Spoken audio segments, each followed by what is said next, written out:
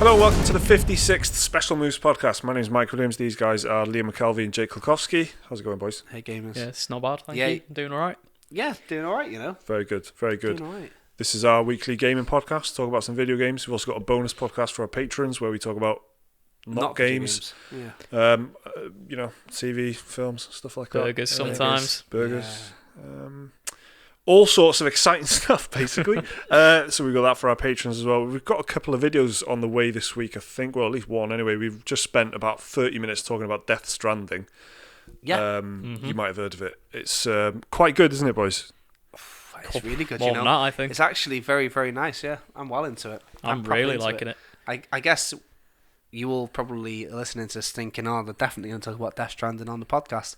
But we've just been talking about it already, so Yeah. we're going to talk about it again, I guess. But there's a full video coming with our proper thoughts on it so far. Which will be our closest thing we'll do to a review, basically, on it. Yeah, pretty much. But yeah, it's sort of been dominant, though, hasn't it? That's the thing. It's been the one thing that's Kind of just... been has, everywhere, yeah. If it's not that, it's Red Dead Redemption 2 on PC, you know, if you're that way inclined. Yeah, which, I mean, Death Stranding is coming to PC as well, isn't it? But Next you can summer, I believe. I've noticed you can pre-purchase it on Steam now already and stuff. Yeah. So. And Epic Game Store as well.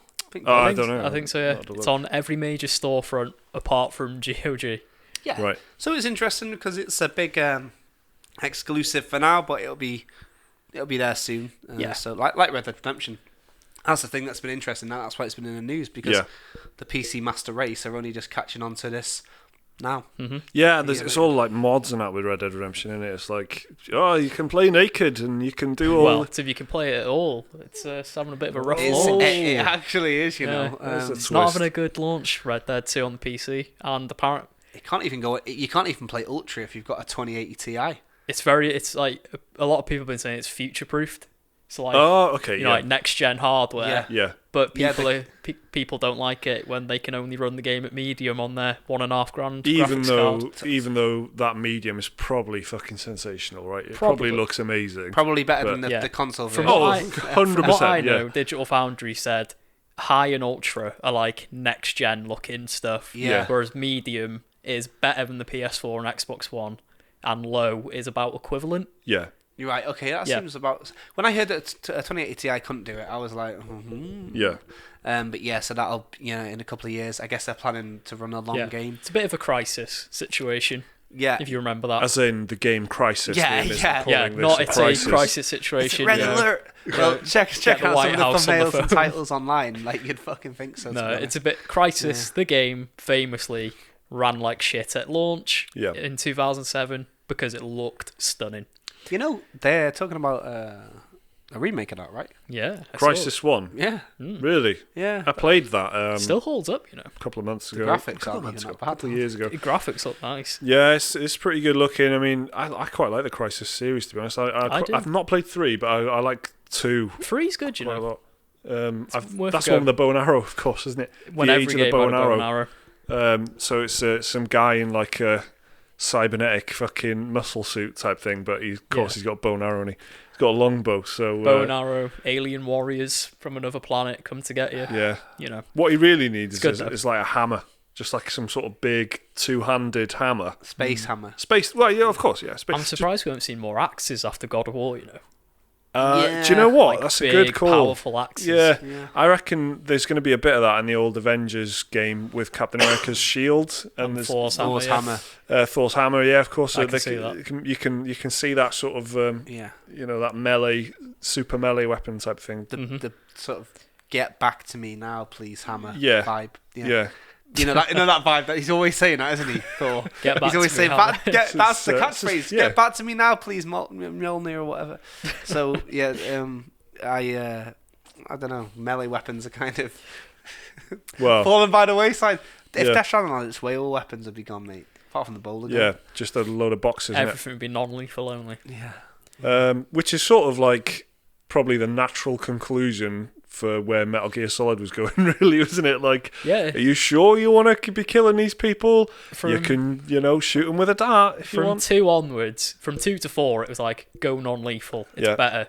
then in Metal Gear Solid 5, they threw that all out the window. Like, you want to massacre people? Do it. That's the problem with 5, and it was more fun to just be like Rambo. It was more fun as a game for me. Oh, some missions were impossible. Like, especially the harder missions, they were impossible if you tried to play it non-lethal. Oh, right, okay. Like, I don't know if you ever played it, but there's that mission where you fight the skull parasite unit. Yeah. And which sort of reminds me of Death Stranding a little bit, actually, now you mention it. A little bit, where they disappear and vaporize and re-vaporize all over the place. Just the atmosphere of the whole thing. Yeah. You know, I felt like that big time, That mission, trying to do because it makes you replay it, doesn't it? Yeah. To get through the story, so you have to play it again on hard mode. Trying to do that non-lethal was so difficult.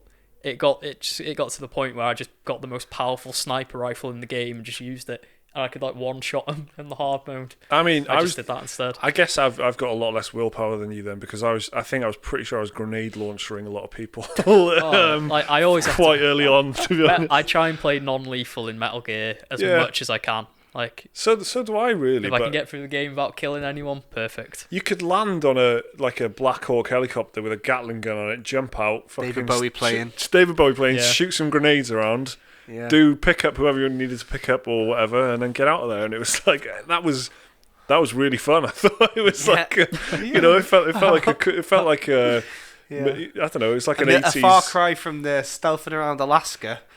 Off chaff grenading people in the first game. But yeah, so the boy's back in town now, and Kojima's come back. He is. He's. Do you want to go into this a bit now, or do you want to? Yeah, absolutely, boys. Yeah, I mean, we've just, like we said, we've already talked about half an hour about Death Stranding, and that'll be a video on YouTube. But I think we've started doing our sort of review type video things before the podcast, so then we can we know what we've said in that video, and then we can, if there's anything else that we want to get in, we can try and squeeze it into the podcast. So that's sort of the idea, I suppose. But I think the one of the things I don't think I really touched on how much I enjoy. I did mention it, but I don't think you can underestimate how good the game world looks in this game. It's absolutely fucking just breathtaking a lot of the time, and some really nice terrain. It's unbelievable, and just the visual fidelity of it. It's running on a PS4, so it's not even like the best you could come up with this generation, really. No, I've got it on a PS4 Pro. But just the textures, the lighting, the fog, the everything, the rain, all the effects are so like... It's crazy what it can do. Makes you sound old. Crazy what these video games can do. Oh, it's wonderful. It's really nice. When did 2013 PS3 came? PS4 even, came out? Yeah. And it's amazing what they're pulling off. It really is. It's proper. It feels like end of the generation type stuff, doesn't Absolutely, it? Yeah. You know what I mean? Swan song type stuff. Yeah. I can't imagine how they're going to do better. Red Dead looked good. This looks like on par. Well, the environment for sure is consistently more impressive, I think. And Red Dead Redemption is a very impressive game. This is a bit more stylized as well. Yeah. So just a bit more striking, isn't it? It's like we're running through, I said concept art in the Death Stranding video, but it's like album artwork or something a lot of the time. You know, it's really... Well, maybe because this is coming out before the video, people that haven't quite grasped what we think, should we all just talk about at least how we're feeling about it? Yeah, we're all pretty positive, I think, aren't we? And the pattern for me is that the more time you spend playing it, the more you like it, because Jake fucking loves it. Liam loves it as well, but it's I feel like Jake's got some stronger words in his description, so he's been playing it longer, and I haven't played it as much as these two, but I'm still enjoying it. Liam had to actually go out yesterday in real life, and I feel like, much to my disappointment, exactly right, but I didn't. My wife fully enabled me. I played 14 hours in a day, and I've got kids. That's monstrous, isn't it? Yeah. I stopped to make some dinner.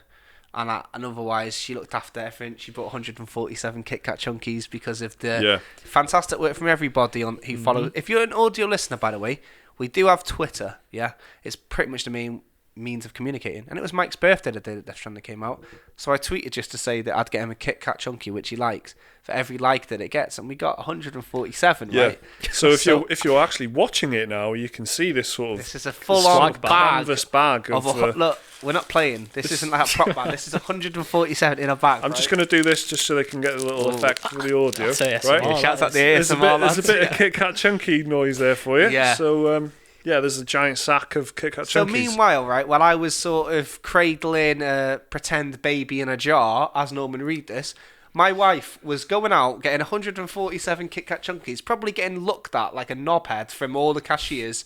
Yeah. And looking after our kids. With your actual with baby my in actual hand. baby, yeah, which isn't as cute as BB, to be fair. So, no, it was.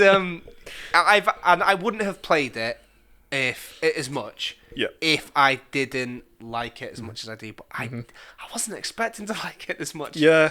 What I want to say though about it, and I have said this in the video as well, but it's worth repeating. I think people keep like talking about it like they're really confused. Like I've seen all these shitty Twitter takes like I'm like 1.5 playthroughs of like through Death Stranding and I still don't know if I like it or not. Yeah, mate, it's not. First of all, it's not fucking complicated.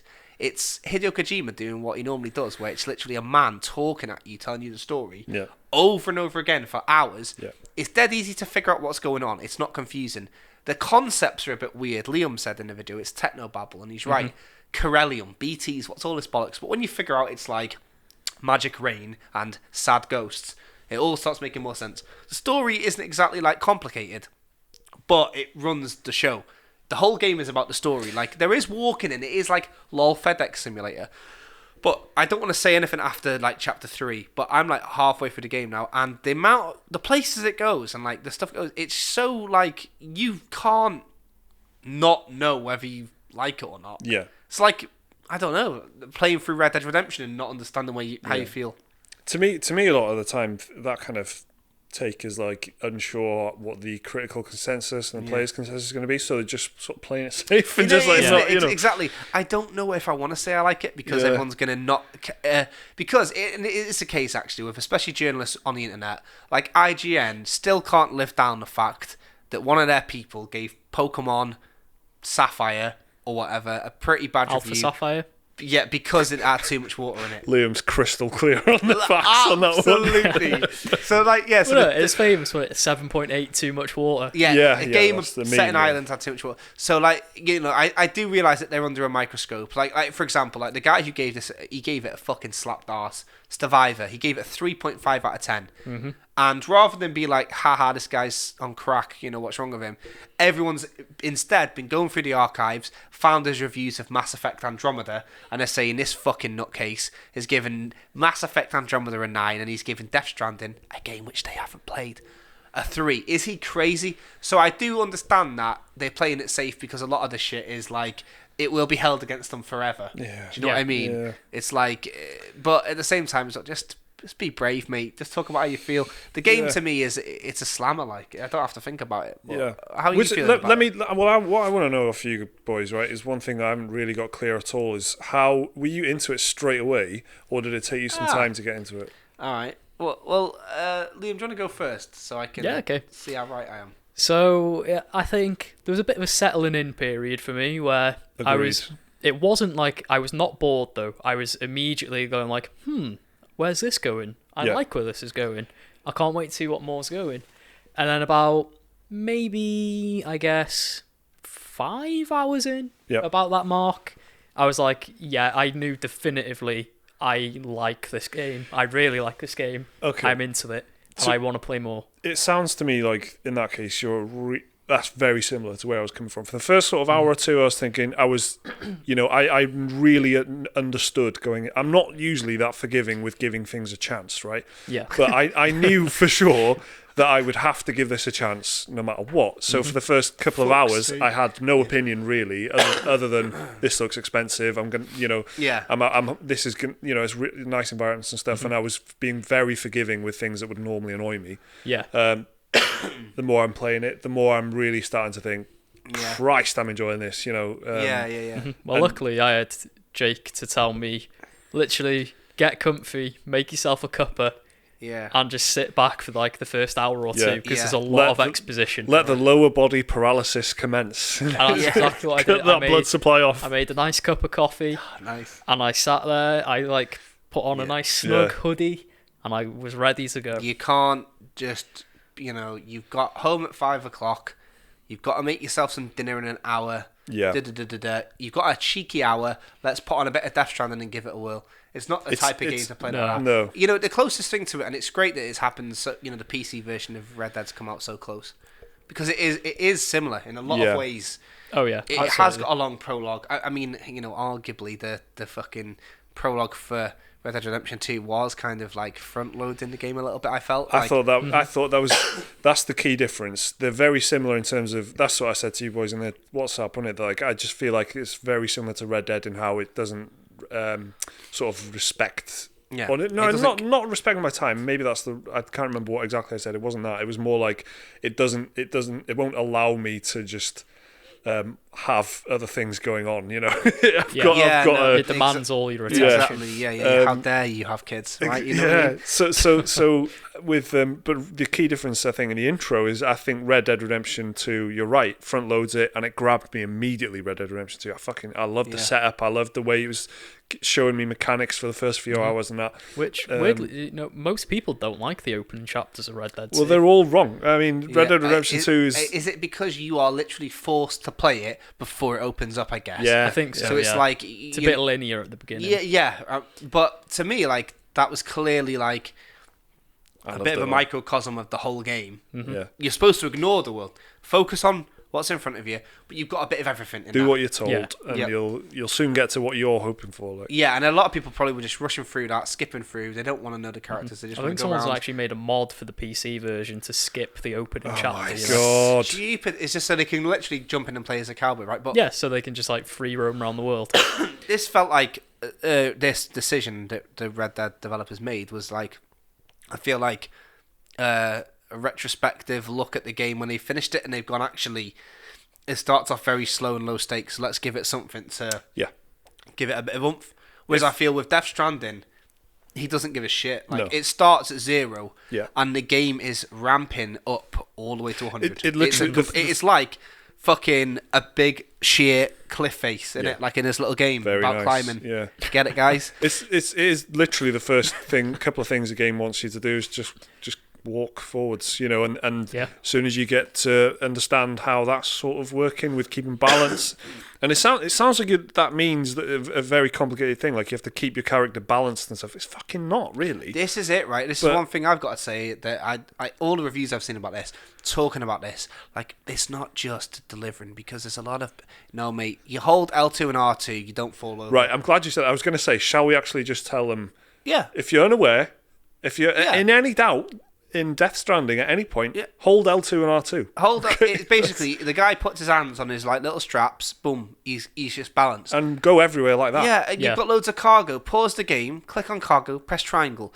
The game will automatically like figure out the best balance for you, so like your fucking central equilibrium is all perfect, and then you don't start moving about. All the cargo is visually represented on your body. So if you've got loads of stuff like on your right arm and right leg, and nothing on your left arm and left leg, you'll see, oh, something's wrong here. That's why I'm falling over all the time. So you'll have this rebalance thing. Will put that thing on your right leg onto your left arm. Yeah. So now you've, so you're nice and balanced out. So like, I couldn't talk to the guys about this at the time, because you weren't really, well, Mike, you were a bit, but Liam was definitely not, looking at reviews last week, because the reviews came out a whole week before. Yeah. And loads of the problems that I'd seen, like all the people describing bad stuff about it, were saying stuff like that, like they spent so long tripping over and da-da-da.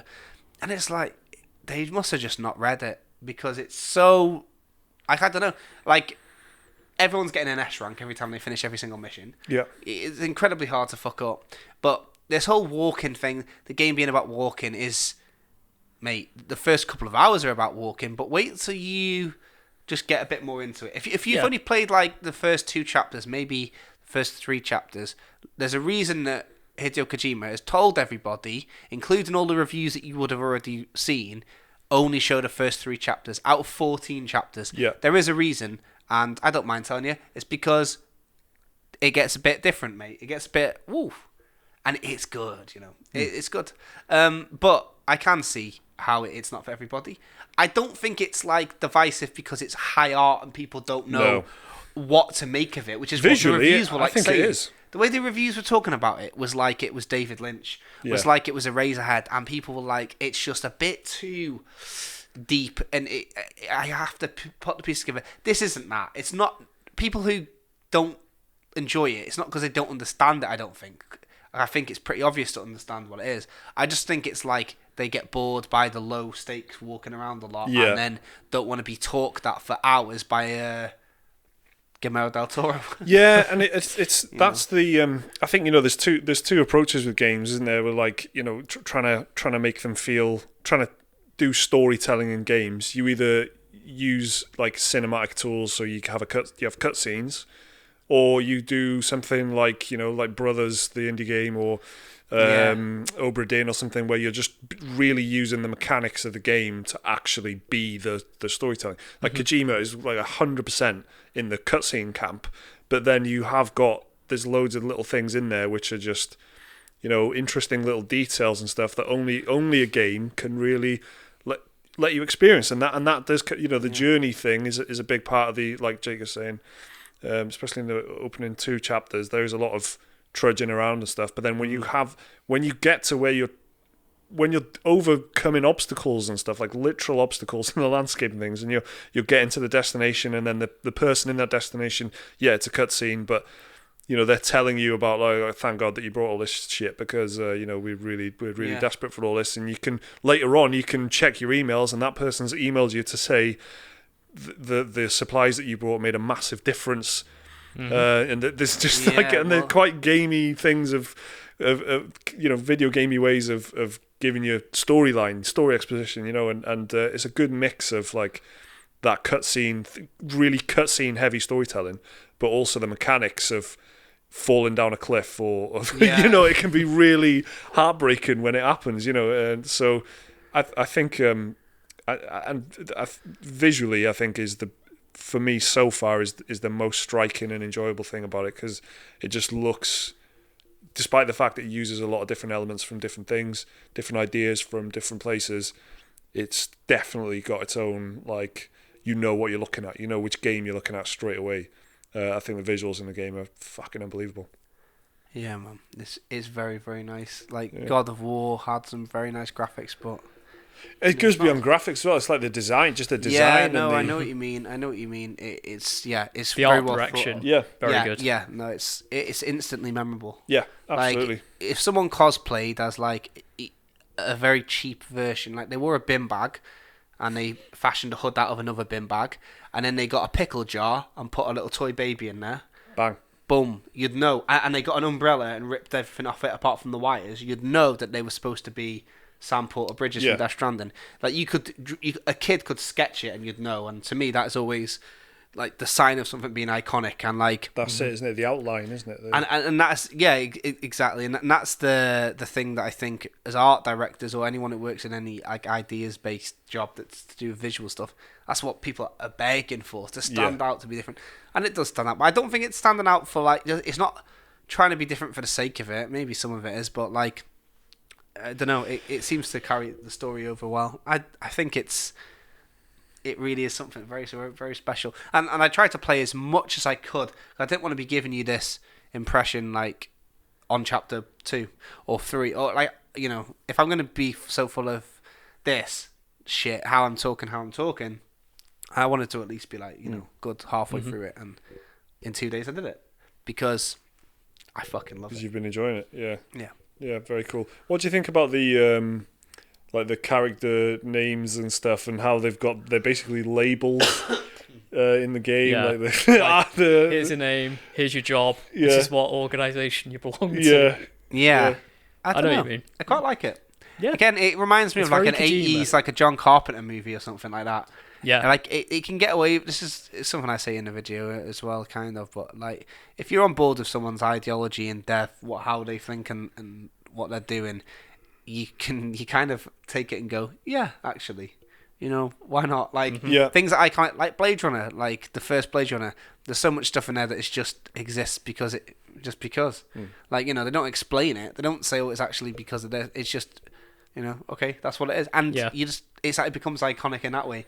This take like Metal Gear Solid. That's a great example of it, because all the characters are like, why are they all animals in the first one? There is a reason. Yeah. But it's like, shut up, innit? Yeah. I mean, even like the boss. Why is she called that? Because she's the leader. Sorry, is she Big Boss or the? Don't ask questions. Naked Snake. Which snake? Solid, liquid, Venom naked. Snake. Venom. Yeah. Do you know what I mean? It just don't ask questions. The Patriots. What else are they called? Fucking La la la la la la la. Everyone's got Do you know three that's names. actually got a story reason to it? It's I'm sure it nanomachines blocking out people's saying the Patriots. Oh, okay. So I think that's what it is anyway. Yeah. It's So- literally like because everyone's injected with nanomachines in Metal Gear Solid, and it's them like get it so people can't hear. There's like sensitive information. So it's like encryption. so they're saying. yeah, it's like real-time redacted information. Yeah. So they're saying the Patriots, but what they're actually. It's like gibberish, Yeah. Okay. Cool. Sick, innit? Yeah. Yeah, it's good. So That's it good. has a story reason, but But there's a lot of that in there, isn't there? Like people are labelled, and then the idea of what your name is like sort of tied to what you do and who you Called are. Dead Man because I've got an affinity for the dead. And then okay. but then there'll be a reveal that they actually have a different name, and that different name reveals something else about who who they are. He's actually and what sausage roll man, and he's like Yeah. he's really good at making sausage rolls. Exactly. Like you never question why he's like. But, Yeah. you know, it's a good way of remembering. Greg's. Like I'm not gonna like going. Which one's the one with the baby? Oh, Mama. Yeah, You know what I mean? yeah, Yeah. for sure. Yeah, I love, and the thing about the cutscenes as well being basically, the all the cutscenes in like the first couple of hours being from the trailers type stuff is Oh yeah. Most of the uh, trailers are in the first couple of hours. it was quite annoying really, because I was like, oh my god, I've seen all this, but then I was thinking about, well, that's cleared the first 2 hours, so now everything's fresh. Exactly. Yeah. Yeah, overall, I'm looking forward to just seeing how it ends. To be honest, I hope it's quite a satisfying conclusion. That's the one thing that we can't speak to because we haven't finished it. So No, that's true. And I don't think many people have they, to be honest. As Game of Thrones can attest, well, 0.1% of people according to the PlayStation Trophy. Because I've been checking, the flipping Game of Thrones can attest to the fact that the ending can be made or broken. But what I will say so far, right, and I can say this safely, and Liam has done the bit that I'm on about, it's got a moment in this game that I reckon is the God of War. You know, that bit from God of War, the bit that is so much of a it's just called that bit of God of War. I had that moment in the Death Stranding from something that I played in this, and I was like, what? So yeah, the fact that that's my big gaming moment this year, and last year that Red Dead Manor moment, that was really cool.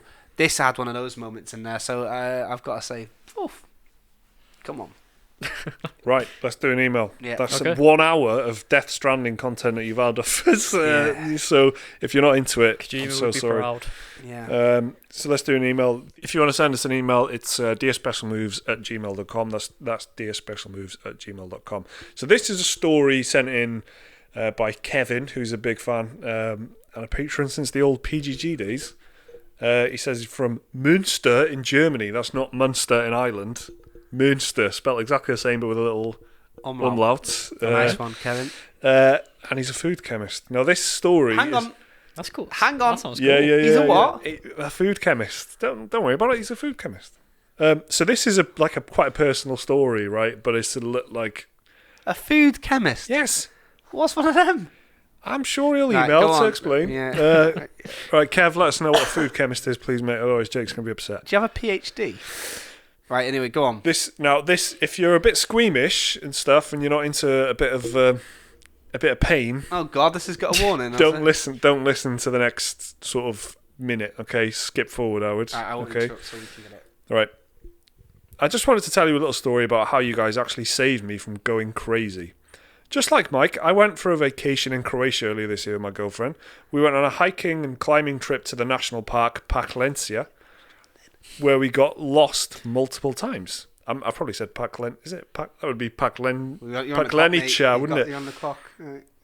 While trying to find our way back, I climbed a boulder and frantically looked round, which led to me piercing my eye on a tree branch. In pain and half blind, we then somehow managed to find our way back. Like the snake from Sekiro. My eye got a little better afterwards, but on the next day it was really swollen and red. Since it was a road trip and my girlfriend is not a very confident driver, I then drove myself to the hospital. To keep it short, That's the most German thing. that's hard. That's Yeah. fucking hell.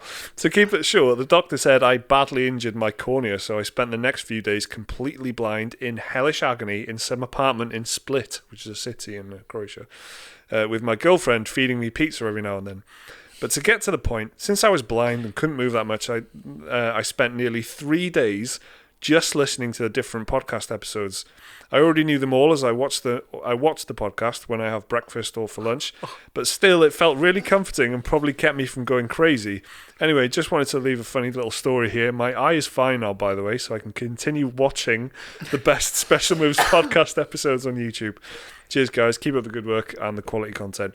He also says, special thanks to Jake for recommending Three Houses, Fire Emblem. Oh, yeah. That game is addicting as hell. It is good, you know. Yeah. Fucking fancy that, man.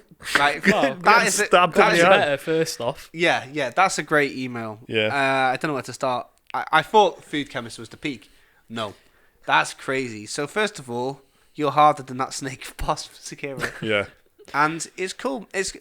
One thing I never think about is that people do re-listen or re-watch podcasts. In your case, luckily, it is I do re-watch. a bit of that with stuff. I don't think I've ever listened to a same episode of a podcast again. Because I I feel like I guess it's not really it's not the news headlines, is it? So No. I've gone through like back catalogues of new podcasts I've Yeah, found and stuff yeah. like that.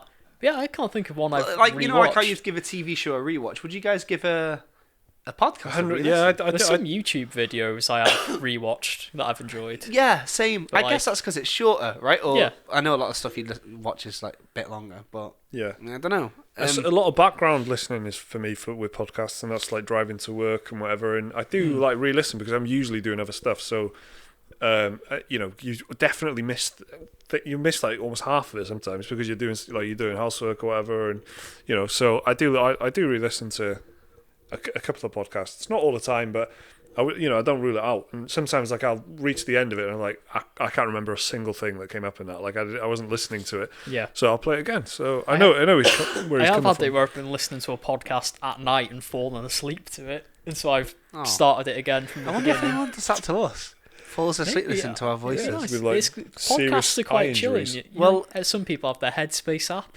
I have podcasts I fall asleep to. If you've ever fell asleep to our voices, can you let us know? I want to know. I don't think I've got a voice that could make people fall asleep. It's very shrill and annoying. Liam's is relaxing. Micah's is too loud. I don't know. I think it could be done though. If you can, I think I could do a good audio. I think I could do. It's even that. You don't just go. I could. I could. Yeah, I mean, about what? Christopher Lee Lifting fucking weights. Listen to Christopher Lee talking. Right, he's a big, powerful, strong voice. Don't isn't have to talk. Mate. Just like me. He's wise beyond his age, and he's dead though, so who's got the real last laugh? But Sorry, Christopher Lee is wise beyond his age. The man who died at like fucking 95 or something. Yeah. But no, he's always he sounded. has the wisdom of a 130-year-old. He's sounded like as old as an ant, man. Yeah. So yeah. Well, the eye thing is wild, but listening in the dark to us is crazy, especially because it wasn't even new content. Do you know what was straight in my head the first time I was reading that was in what is it? 2? No, Minority Report, where he gets an eye operation and he's like got a bandana over his thing. Good film, isn't it? It is good, you know. I haven't seen it in years. It's underrated. No, this isn't a bonus podcast. Right, you have to pay for that shit. I see what you mean with me being loud. Actually, that was probably a painful one. Like if they're nodding off, you're waking. You're like the equivalent of like when you wake yourself up by snoring. You're like, oh. What? I'm like SpongeBob SquarePants' bedside alarm. He's got a big old horn. That's a one good for the kids. That yeah, one for the kids. You like your SpongeBob memes, don't you? Yeah. Well, that's really, really nice. Shouts out to the Audio Master Race, and shouts out especially to the Audio Master Race, who were previously the YouTube Master Race, but lost their eyes in a horrific accident. Yeah. Hope you get better soon. It worked for Kevin, it could work for you. So if you want to send us an email, it's dearspecialmoves@gmail.com. You can tell us what you think about games, or you can tell us horrifying anecdotes about injuries that you received. That was a fucking good email. That's memorable though. I'll remember that one. Yeah, that's the thing with that. One if like you've had let's say like I don't know 83 Kit Kat Chunkies in, and like you're like, oh, why am I doing this? You'll think for Kevin. I'm not gonna. Okay, so this Kit Kat Chunky situation, right? Yeah. Firstly, I'm very glad that it's happened. I'm not sure if it's a compliment because didn't you tweet saying, basically let's try and kill him. With Kit Kat Chunkies, and there was 150 volunteers who wanted to help. The most liked tweet we've done was about. Well, it was a celebration of you. Sure, and my impending death. I think everybody kind of is more. Can you just rustle it one more time for the? I think like knowing all he had to do was click a like button, and then I had to spend real money. It's probably the thing that pushes that forward. Yeah. That makes the fact it was your birthday and like, oh, he's worth a Kit Kat Chunky. They're essentially gift aiding you with Kit Kat Chunky. Yeah. Like at the moment, people are going around planting trees on the internet and that. We're just slowly giving Mike diabetes. We're doing the exact opposite, really.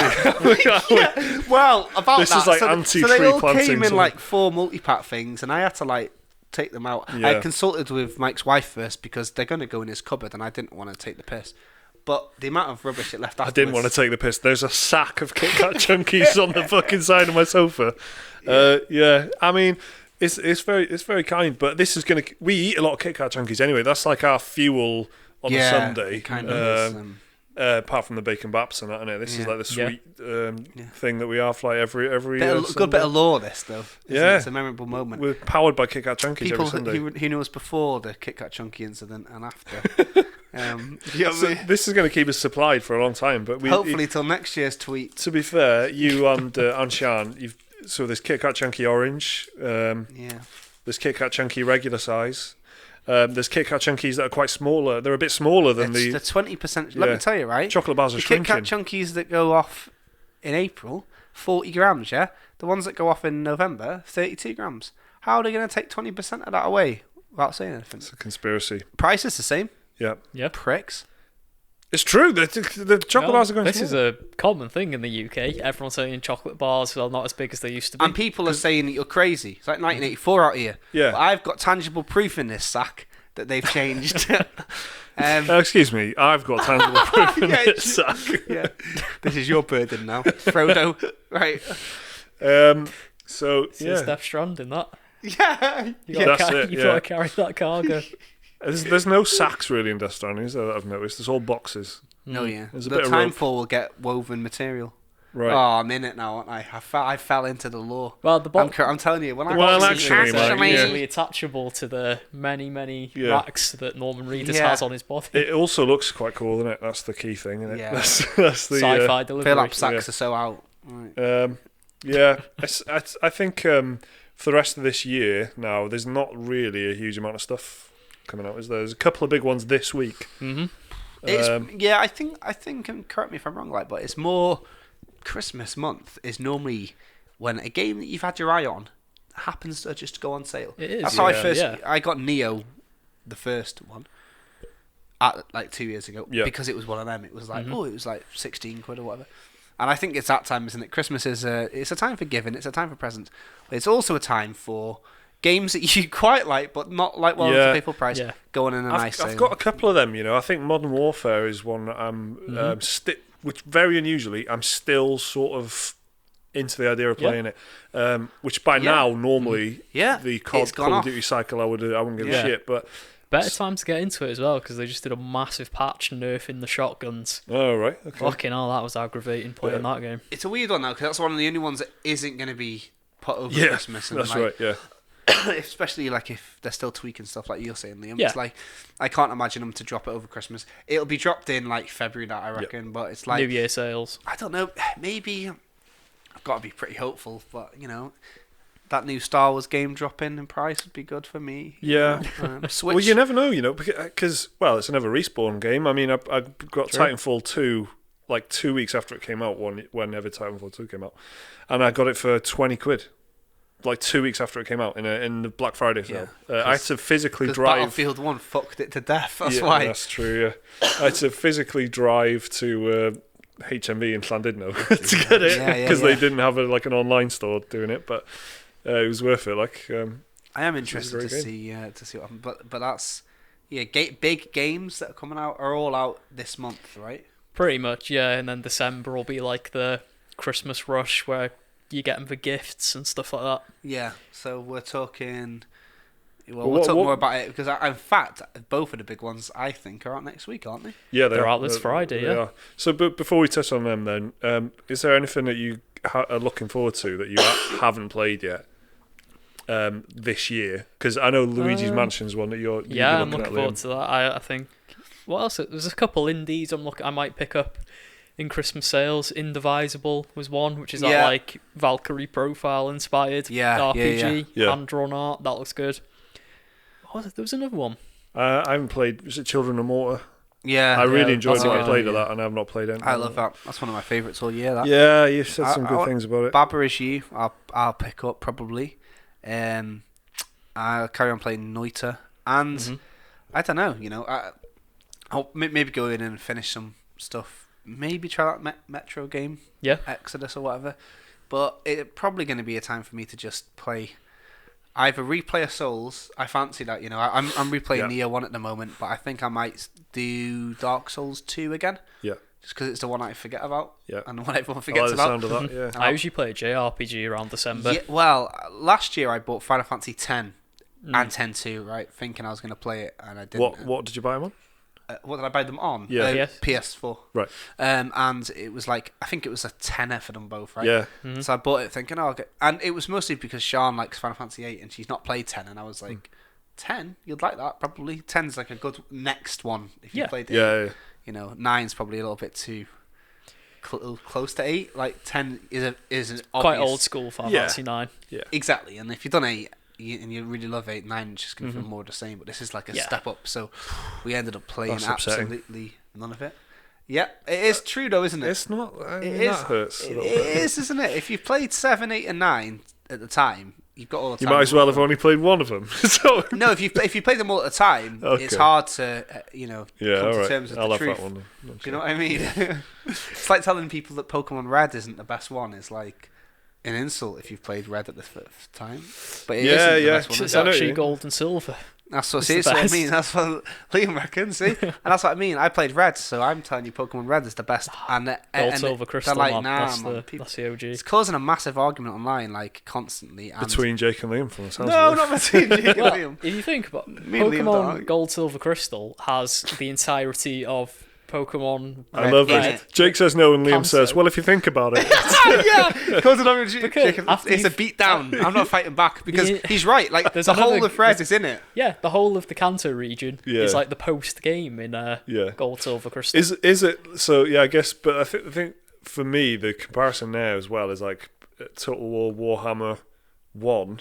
The entire 2. thing is in Total War Warhammer 2. Yeah, but it's squished. But Total War Warhammer 1, that was a moment that I hold up much higher than Total War Warhammer 2. Yeah, Okay. exactly. So that, Fair in enough. terms of logic, I can see it from both points of view because it's No, I weird. know what Because you I mean. would say, what's the fucking point of having the first one now?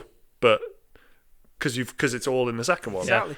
But This is what I'm Left trying 4 to Dead tell bit you. as well. This is what Yeah, I'm trying to tell you. If you've got someone who's played Final Fantasy 8, what's the point of going to 9 if you can go to 10? It's 9's Well, amazing. you might as well just go 9's straight to great 15. though. Honestly, That's like, like you should burning my preach ears, into mate. the, you preach into the choir, lads. I go Listen, between 8 and 9 as my favourite. I like. Well, first of all, 7 is the best, and then it's 9. But I know that people don't care about that. You might as well go straight Yeah, to they 15. do. Are you saying Final Fantasy fans No. won't have an opinion on it? No, this is what I mean. People who've only played one Final Fantasy game, Oh yeah, years ago, yeah. at the time, might not want to play Like, 7. 10 what is you a mean. fucking dark horse. Like- though. I fucking love 10. I wouldn't tell people to go back and play Final Fantasy 1. No, Yeah. I wouldn't tell people to go if they've never played Final Fantasy 7, 8, or 9. I'm blinded by love for 7, so I would. But I wouldn't say go and play 8 or 9. I just go straight for 10, and that's the truth. Do you know it's really shallow? Yeah, but I really wish they were like widescreen. Yeah, completely remade from the slightly ground up, HD. coming out on PS4 in March next year. Going to be amazing. Yeah. That's No, the, I just a simple resolution. I know it's so difficult because of the art Yeah. and stuff that they used, Well, but they lost it all as a thing. yeah. Yeah. So I'd just love it if there was like a HD version of Final Fantasy 7, 8, and 9 that didn't have. There's mods for it. Yeah, I Yeah. get, but I guess. But Yeah, I know what you mean. It's it'd be not quite like nice. if you want to play it on PS4, you're a bit out of luck. Hopefully by 2030 we'll have a remake of 7, 8, and 9. Eh? Oh, a remake of 9 that looks like the 7 remake would make me cry. Exactly. It'd be Well, amazing. we'll be old men by the time it's all done, but maybe they will because 7 seems to be going Mhm. all right. That's what I'm looking forward to. yeah. When That's is that? When is that? March. March. That's yeah. what I mean. Like you're saying, like what am I looking forward to at the end of the year? The answer is like not much. There's but quite a lot next year. Yeah. Mhm. It's front loaded next year, isn't it? Well, yeah, you say that, but it's like It'll I be know a was, few got but delayed. like they have delayed. Like Vampire the Masquerades has been delayed. But you're forgetting as well. There'll be a console announcement, and the console will Yeah. have at least 5 new titles. Mhm. Announced And if for they're that. going to be backwards compatible as well. Yeah, Yeah. It's gonna be fucking. It's going to be a good year. It is. I'm really excited about the. I was talking about games of the decade Xbox. to Sean. She wanted to know what our games of the decade are. Oh yeah. And I was like, okay. And I was thinking I think 3 or 4 of them are from 2015. Yeah. We didn't we do a WhatsApp conversation? Yeah, we a few did. days Ready? ago? Listen, we're going to do a proper video about it. Games of the decade. Because We have to think of some sort of system where we can each. We have to shortlist like 30 or something, and have some sort of 3-way voting system. Well, no, we could all just have our own, because you know what? Yeah, so we'll have a me top and Mike, 30. me and Mike have 2 in common. Me and Liam have none in common. Mm-hmm. Yeah, Actually, me and Liam have 4 or 5 in common, I think. Yeah. It's quite a few. So it's like it is quite. I've got some wild choices in mine as well. So guys, listening, this is the task today, right? Have a think of your games of the decade. It takes ages, yeah. Yeah. Have a little think and leave a little comment, maybe, because it's something we're gonna have to start. It's like nearly the end of the year. We're gonna have to start doing it soon. It's But yeah, fast and do you want us to do like? Starting from 2010, by the way. Yeah. Mm-hmm. So do you want us to just do 10 each and put it in a video? What? All of us get our own video. long How do we video, do that it? Why don't we do? Help us We could think. just do like 5 each. Because then It's too hard. it is 2 hours, isn't it? So we'll have to do a voting system. we could do a long form type video where we just like sit here. And Maybe Games a of the pod- Decade live stream. We're here for Don't- 8 hours. No, don't do it yet, because they'll want that, and now you're going to get their hopes up, right? That's What- fucking not What happening. about a podcast? What about a podcast where we all go through it a and then podcast could work, yeah. yeah, I can tell you why you're wrong, and you can tell me why I'm wrong. That, All right. that sounds lovely, actually. Yeah, Yeah, exactly. let's do that Yeah. one. All right, let's talk about them 2 games that are interesting that are coming out next week for the new releases.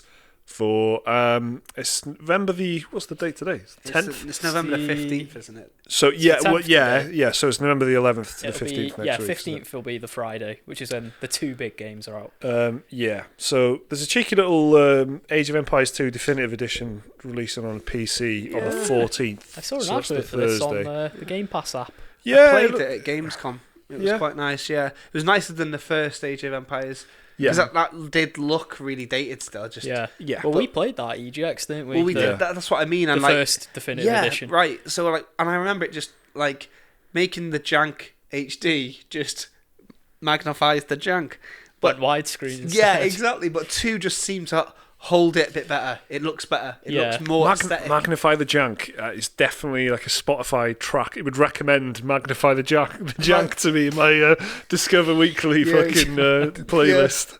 Magnify the Jank. So that's I'm so desperate for like more strategy RTS type stuff on PC. So I might have a little look at it, but I'm not.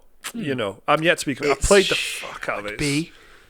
I'm about 99% sure it's coming out on Game Pass and It's gotta Microsoft be right. Xbox Game Pass for PC. I'm of course a customer of Xbox Game Pass Exactly. for PC. It's First Thank you, party game, Outlaws. right? yeah. Mm-hmm. So- Yeah, it'll be on it. It'll be on it. It'll be on Game Pass. Cool. I'm That's pretty exciting. sure. I'll give that a spin then. Worth a go, that. And then on the 15th, which is the actual business end of the week, on the Friday, there is, of course, Tokyo Ghoul Recall to Exist on PC and PS4. That's an anime. I've seen the anime. Yeah, it's quite a well received anime. Very like. popular anime, Yeah. that. Also, Pokemon Sword and Shield is coming out on Nintendo Switch. Mm-hmm. So I can't really... It's Pokemon Sword and Shield, and also Star Wars Jedi Fallen Order, which is coming on PC, PS4 and Xbox One. I'm really... I'm going to get the Star... I'm definitely going to get Star Wars. Yeah. If there was nothing else coming out, I probably would get Pokemon. But I think I can't really... I've just got Death Stranding. Pokemon as well. There's three big AAA games in the space of a week, really. I can't really sort of justify that. So I'll probably... with my time as well. I'm not going to finish Death Stranding by the time Star Wars is coming out, So... I'm wondering if Liam can do it before then. Oh, be a challenge. I believe. Yeah. It's a sort of tough one. But are you going for both, Liam? Are you going for Star Wars and Pokemon? Star Wars is I'll probably wait and see what the reviews have to say. Because if I get it, it'll be on probably PC. Right. So it's not like I have to worry about getting a copy in the post on time or anything. So I'll just go get it off Origin or Steam or whatever. And you could even be one of your sort of Christmas wait till it's a bit cheaper games. Maybe. It could even be that. But yeah, Pokemon is without a doubt a day one for me. Except, if people stop arguing about it, maybe we can have a. What's fair all this discussion. about, mate? What's all this? So, quite a while ago, Junichi Matsuda, who's like the Miyamoto of Pokemon. Yeah. Basically, he's like the series warden, shepherd, I don't know. Champ. The champ. Yeah. And he said that Game Freak did not have enough time or manpower to animate every single Pokemon.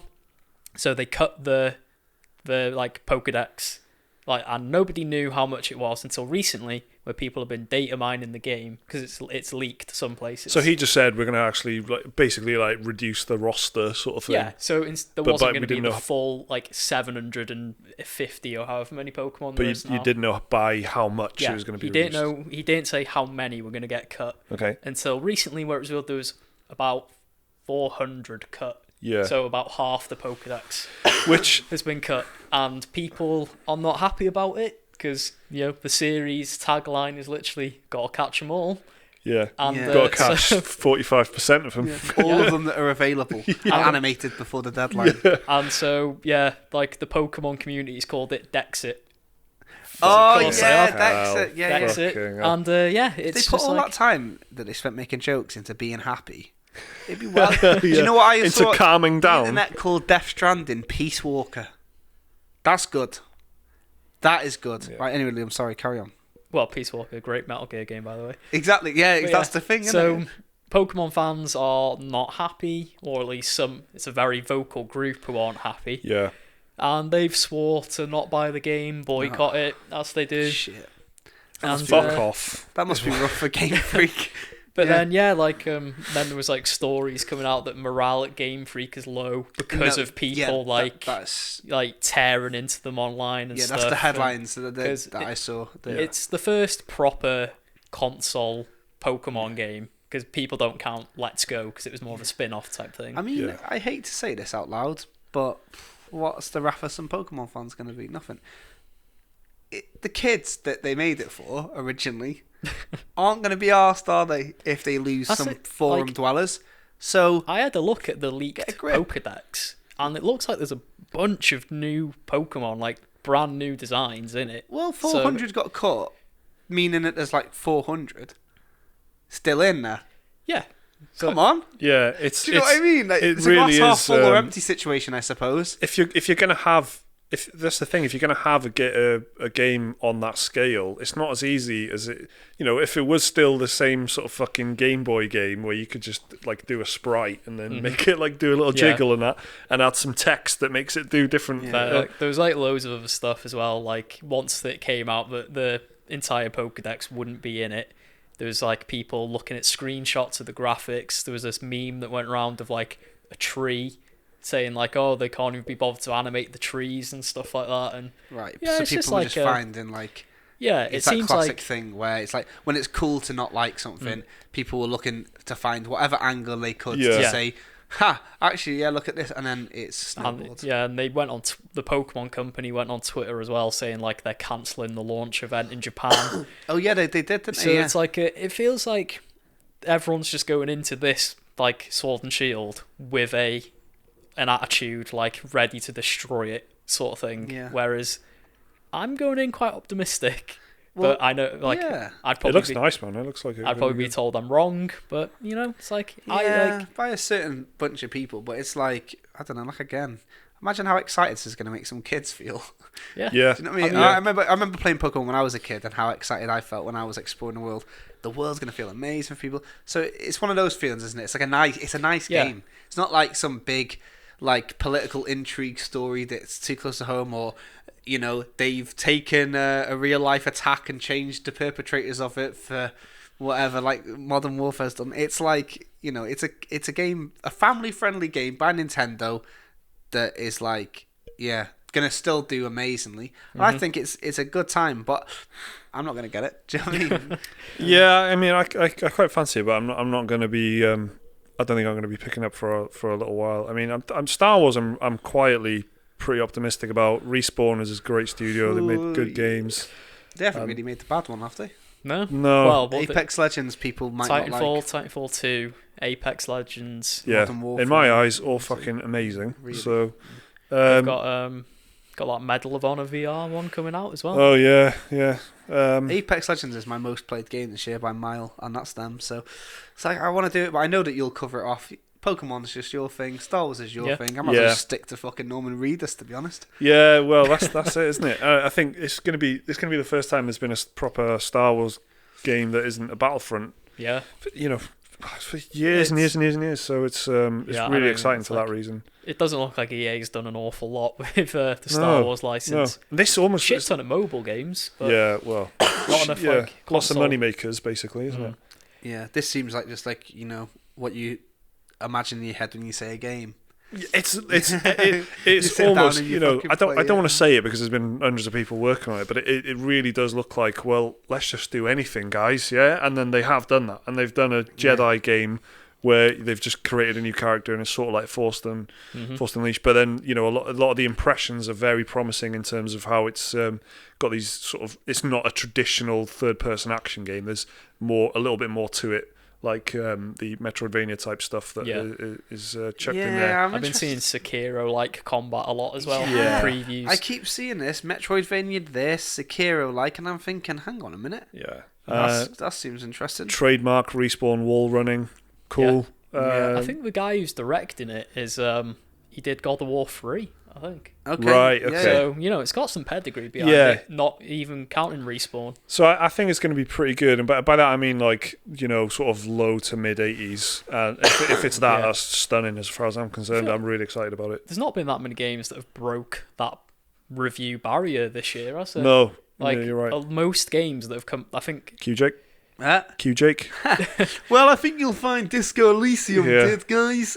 Game of the year. That's the one recent game that's like... Fire Emblem? No one's talking about Disco That was Elysium. Pretty well reviewed, isn't it? In 3 years' time, everyone's going to talk about it like it's Divinity Original Sin 2. Like it. Fire Emblem's 89. The highest rated games this year, I think you'll find... Is it still Resi 2? It's Disco Elysium and then Resi 2. And that's a remake. There was a couple of sneaky ones where it's it's an 89 everywhere, but it's 90 on Xbox. But yeah, it's I think Fire Emblem, Sekiro, that's highly rated. I think it's 87 or something. Mm-hmm. But the truth is, it's Disco Elysium, and I'm don't sleep on it, honestly. If you're looking for a game to play over the Christmas time, if you're into CRPGs, because if not, don't bother, because it's just that one thing, and it's not accessible unless you're into that one thing. But if you're into a CRPG, mate, it's fucking sick. Right, well, let's leave it there then. That's the Special Moves podcast. If you want to send us an email, remember, it's dearspecialmoves@gmail.com. Please tell us your personal stories, personal injuries, your opinions on Death Stranding. Camera's gone off, so I'll just wrap this up quickly, I guess. Just tell us about some stuff that's been going on dearspecialmoves@gmail.com. Remember, if you're a patron, we've got bonus podcasts every couple of weeks. We're not recording a bonus podcast today, but we'll have 2 in a row over the next couple of weeks. So check that out on Patreon. And, bye.